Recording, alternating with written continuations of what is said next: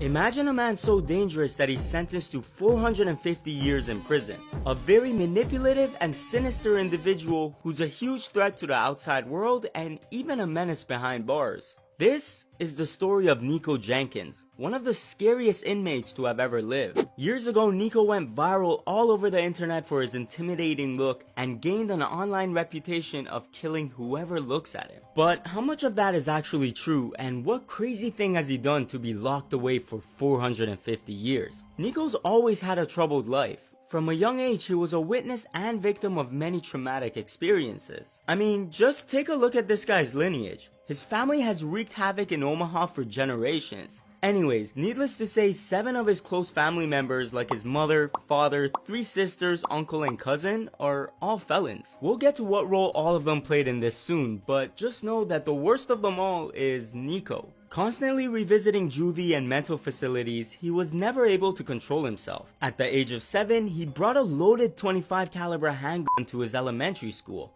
And when he turned 11, he stopped regularly attending classes and was kicked out of group homes for getting into fights with everyone. Oh, and by the time he was 13, he pretty much got a taste of what it was like to stab someone.